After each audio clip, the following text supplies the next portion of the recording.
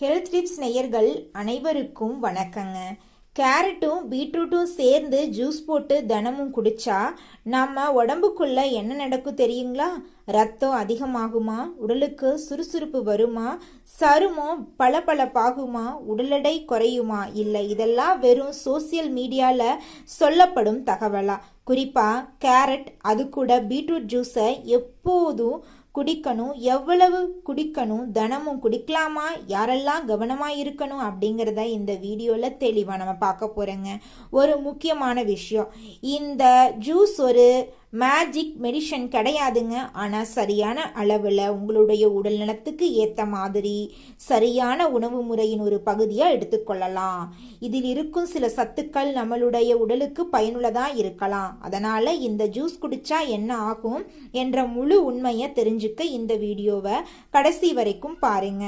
முதல்ல கேரட்டை பத்தி பார்க்கலாங்க.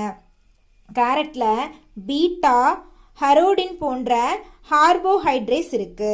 நம்மளுடைய உடல் பீட்டா கார்போஹைட்ரேட்டை தேவைக்கேற்ப விட்டமின் ஏயா மாற்றிக்கொள்ளுங்க. விட்டமின் ஏ நம்மளுடைய பார்வை, நோய் எதிர்ப்பு செயல்பாடு, உடலின் பல்வேறு செயல்பாடுகளுக்கு முக்கியங்க. அதோட கேரட்ல நல்ல சத்துக்கள்லாம் இருக்கு. அதனால கேரட்டை நம்முடைய தினசரி உணவுல சேர்த்து கொள்றது ஒரு நல்ல பழக்கமா இருக்கலாம். ஆனா இங்க ஒரு விஷயம் இருக்கு, கேரட் ஜூஸ் குடிக்கிறது மட்டும் போதாது. முழு கேரட்டை சாப்பிடும்போது கிடைக்கக்கூடிய ஃபைபர் அளவு ஜூஸா மாற்றும் போது குறையலாம். அதனால சில நேரங்கள்ல கேரட்டை முழுமையா சாப்பிடுறது நல்ல தேர்வா இருக்கலாம். அடுத்து நம்முடைய பீட்ரூட்டுக்கு அந்த அழகான சிவப்பு நிறத்தை கொடுக்கறது ரொம்பவும் அழகா இருக்கு பார்க்கறதுக்கே. அதோட பீட்ரூட் உடலுக்கு ரொம்ப ரொம்ப நல்லதுங்க. நிட்ரிக் ஆக்சிட் அதில் இருக்கு. பிளட் அதிகரிக்கிறதுக்கு பீட்ரூட் ரொம்ப உதவுதுங்க. பீட்ரூட் ஜூஸ் குடிச்சா எல்லாருடைய ரத்த அழுத்தமும் சரியாயிருமா அப்படின்னு சொல்ல முடியாது. உணவு அப்படிங்கிறது ட்ரீட்மெண்ட்டுக்கு மாற்று கிடையவே கிடையாதுங்க. இப்போ முக்கியமான கேள்விக்கு வரலாங்க. கேரட்டையும் பீட்ரூட்டையும் ரெண்டையும் சேர்த்து அரைச்சு ஜூஸ் பண்ணி குடிக்கலாமா? பொதுவாக உணவாக எடுத்துக்கொள்ளும் அளவில் இந்த இரண்டு காய்கறிகளையும் சேர்த்து எடுத்துக்கொள்வதில் பிரச்சனை இருக்க வேண்டிய அவசியம் இல்லை. இதன் மூலம் கேரட்டில் இருக்கக்கூடிய அனைத்து சத்துக்களும் பீட்ரூட் இருக்கக்கூடிய அனைத்து சத்துக்களும் உங்களுக்கு சேர்ந்து ஒரே டைமில் கிடைக்கும். ஆனால் மிராக்கல் ட்ரிங்க் மாதிரி நீங்கள் நினைக்கக்கூடாது. அதே மாதிரி அளவோடு தான் எடுக்கணும். அளவுக்கு மீறி கேரட்டையும் பீட்ரூட்டையும் சேர்த்து ஒரு நாளைக்கு 2-3 கிளாஸ் எல்லாம் குடிக்கக்கூடாதுங்க. உங்களுடைய உடல்நலத்துக்கு ஏற்ற மாதிரி அந்த அளவில் நீங்கள் எடுத்துக்கணும். ஒரு ஜூஸ் குடித்த உடனே உடம்புல பெரிய மாற்றம் ஏற்படும் அப்படின்னு நம்ம எதிர்பார்க்கவே முடியாதுங்க. நம்மளோட ஆரோக்கியத்தை தீர்மானிக்கிறது ஒரு ஜூஸ் மட்டும் கிடையவே கிடையாதுங்க. நம்ம தினமும் சாப்பிடக்கூடிய உணவு, நம்ம செய்யக்கூடிய உடற்பயிற்சி, நம்ம தூக்கம், நம்மளோட மன அழுத்தம், நம்மளோட வாழ்க்கை முறை, இவை எல்லாமே சேர்ந்து தான் முக்கியமான தாக்கத்தை ஏற்படுத்துது.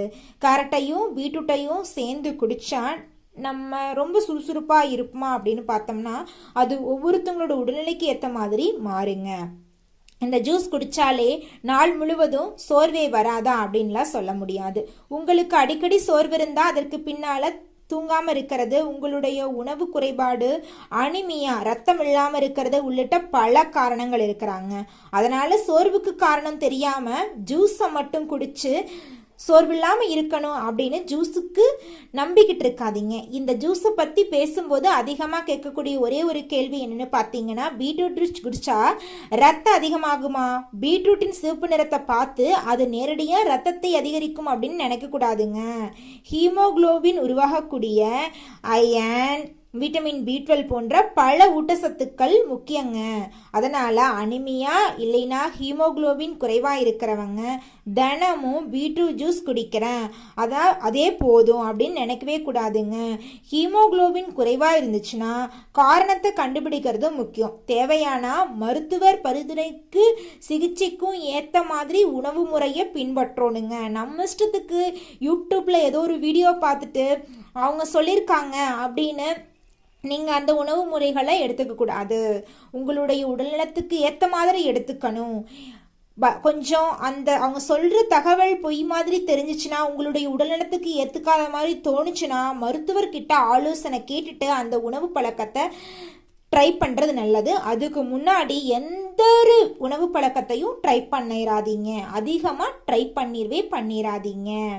7 நாட்களில் சருமம் முழுவதும் பளபளப்பு ஆயிரும் அப்படின்னு பார்த்தீங்கன்னா நிச்சயமாக கிடையாதுங்க. யாருனாலையும் உறுதியாக சொல்ல முடியாது. சரும ஆரோக்கியத்துக்கு நம்ம தினமும் போதுமான அளவில் தண்ணி குடிக்கணும், சத்தான உணவுகளை எடுத்துக்கணும், நல்லா தூங்கணும், உடற்பயிற்சி செய்யணும், சூரிய ஒளியில் இருக்கணும்.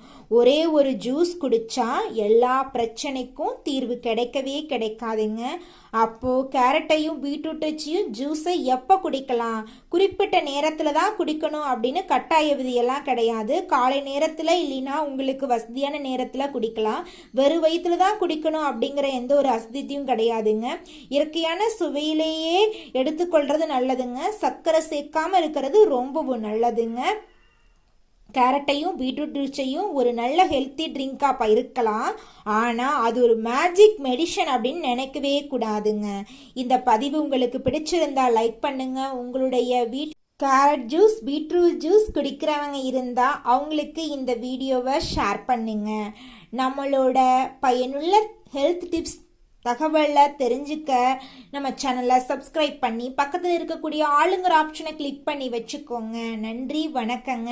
அடுத்த ஒரு பயனுள்ள தகவலை சந்திக்கலாம் நேயர்களே.